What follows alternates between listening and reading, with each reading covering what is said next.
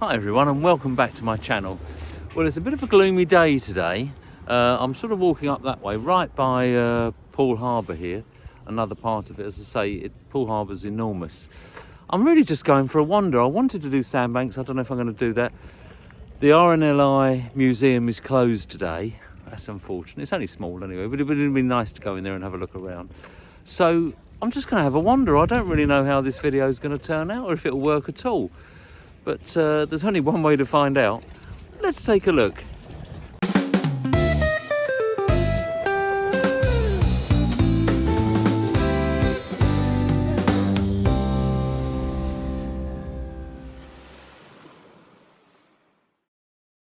I have to say, the breeze coming off of the harbour is very refreshing. A lovely walk along the edge of the harbour here, showing you a panoramic. The harbour is absolutely enormous. It's the second largest natural harbour in the world after Sydney Harbour. Did see some little dinghies down there. I shall wander down there and have a look. Well, a lovely little walk anyway, very refreshing. And would you believe, I think I mentioned in a previous video, the maximum depth of any of the harbour is, I think, less than 2 feet. Can you believe it? Let's continue. What an unparalleled position to own a property with this as your outlook. Absolutely incredible, isn't it? Lovely.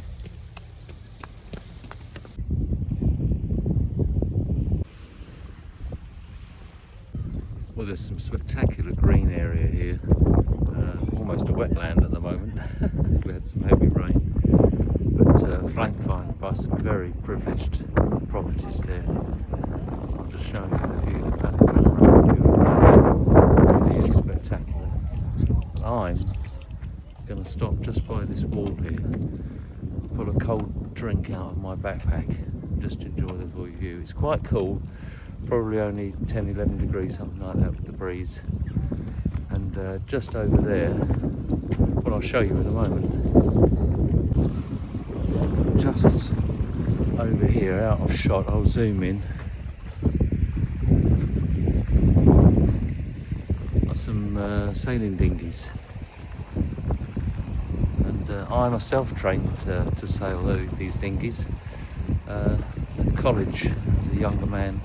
I think we used to train at Hillingdon in London, the big lake there, and I thoroughly enjoyed this kind of dinghy sailing. It was very exhilarating because you're completely powered by the elements, the wind, and it was really quite exhilarating.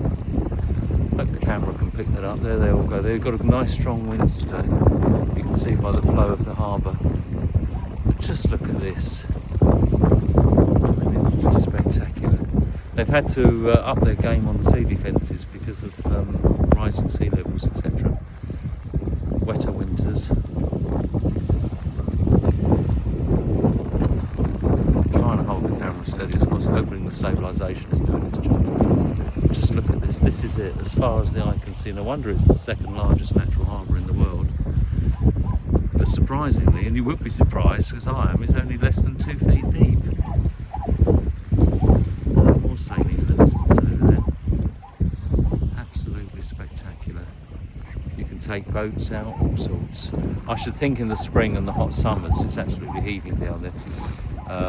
But I mean, it's Sunday today. I've been here yesterday, Saturday, and it's just very quiet. I mean, where I'm staying is the high street. It's not really a high street, it's just a little street. They call it the high street. Nothing like the London high street. It's so peaceful, it's got a lovely vibe. Everyone seems contented here. Why wouldn't they be? They've got all this on their doorstep. Just been chatting to the gentleman here, and Can I ask, if I give you my number, can you film it and send it to me as well? yeah, I'll tell you what I'm going to do. I'll show you my card in a moment. I actually film videos for YouTube, travel videos, hotel and restaurant reviews, all around Southern Europe, England, Scotland, all sorts. So you can, if you got your phone on you, you can scan my QR code. Hang on, ladies and gentlemen, I'm going to get the gentleman to scan my QR code. I'll be back in 1 moment. There we are, nice chat with the gentleman. He didn't really want to be on camera, so and that's fine. But he's subscribed. Thank you very much. If you're watching this video, by the way, thank you very much. It was lovely chatting to you. So, he's about to set off.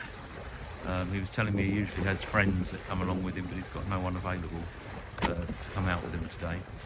But he's actually still learning, and I was talking to him about when I did canoeing at college and performing the roll, which is where you capsize. He's strapping himself in now, so didn't get too much water in the boat. The roll is basically where you capsize, you go completely under, and using the paddle come back up the other side in a complete 180, oh no, a 360 roll. I was petrified of doing it at college, but we had to do it. Many thanks. And there he goes, and that's how you do it. You push yourself out, and away you go. Fabulous. Really nice chatting to the gentleman.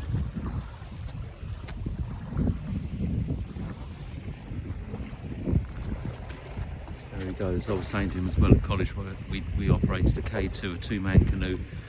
And I remember having to pass one of the tests and canoe for 18 miles, and the blisters on my thumbs, my goodness me, they're like golf balls. It's so sore.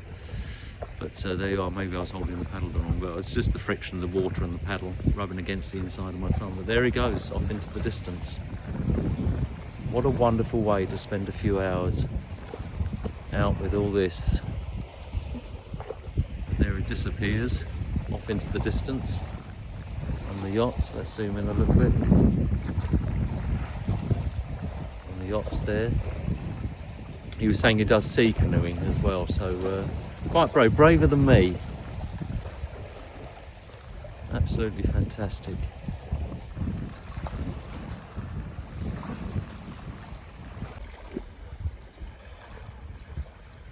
Just the gentle ebb and flow of the tide.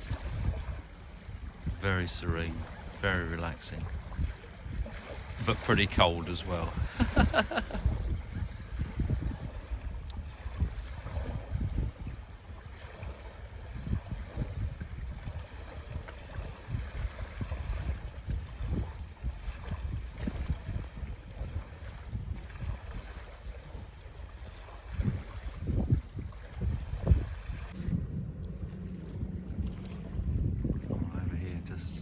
Tending to his boat, making sure it's seaworthy. Looks actually as though it's been refurbed. Nice clean boat there. They can literally go down the slipway here into the harbour. Sadly closed, otherwise I'd have had a little look in there.